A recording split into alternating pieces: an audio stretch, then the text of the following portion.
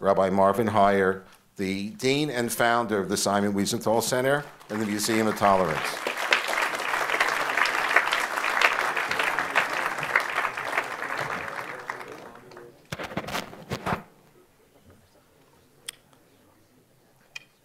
This year, as I was sitting at the Seder with my family, surrounded by friends, including great-grandchildren, I thought on the first Seder night of the last Seder conducted in Warsaw, the Warsaw Ghetto, just before the revolt broke out against the Nazis in 1943.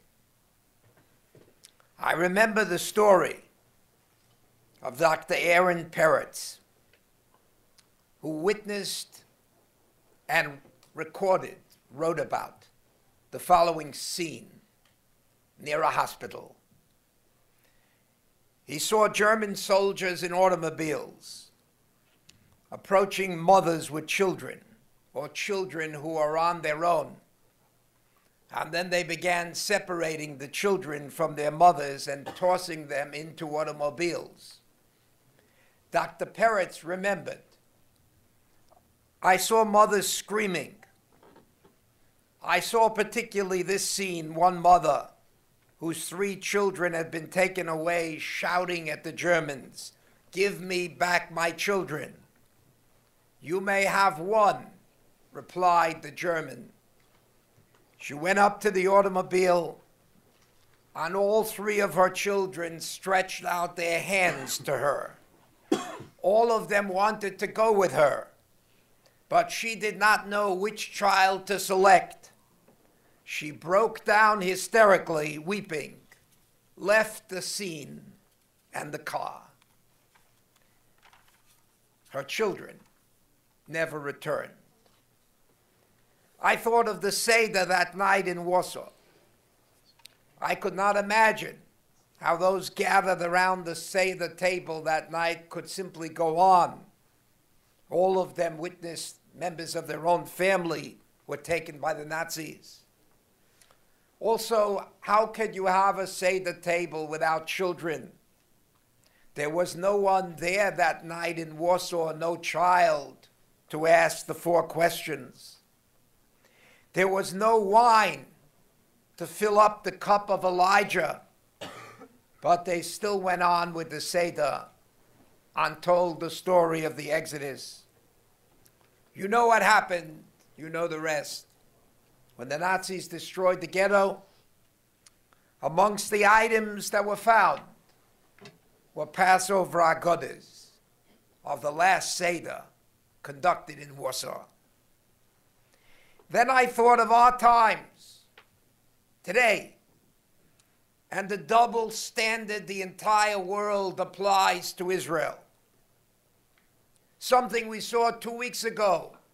If it wouldn't be a fantasy, if people would imagine that this can't be true, but it's true.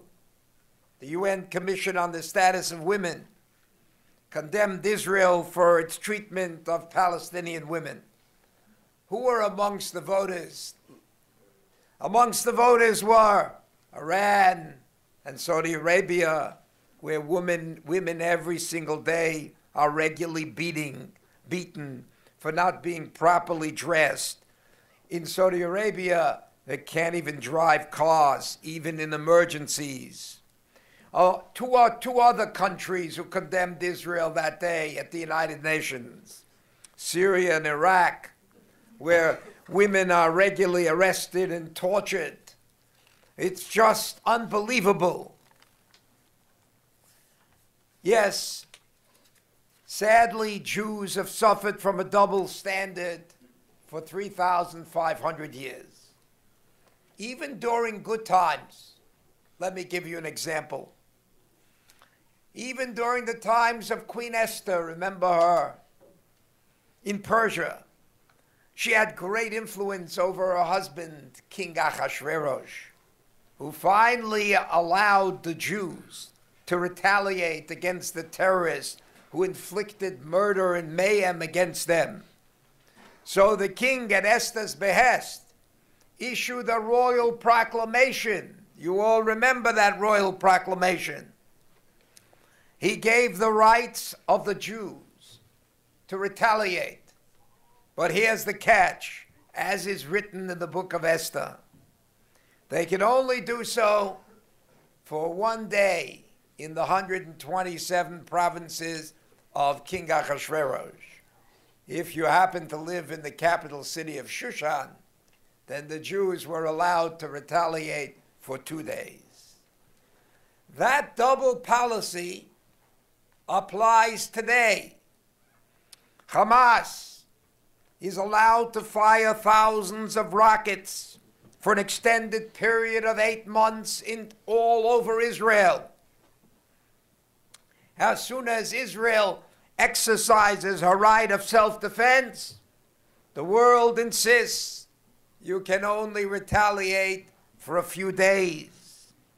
If you go beyond the few days of retaliation, then the UN Security Council, which included on this particular occasion some of our European friends, convenes and proposes a resolution condemning the defenders, but never a resolution against the original perpetrators for 8 months. Yet despite all this, my friends, Jews have survived and thrived. Why?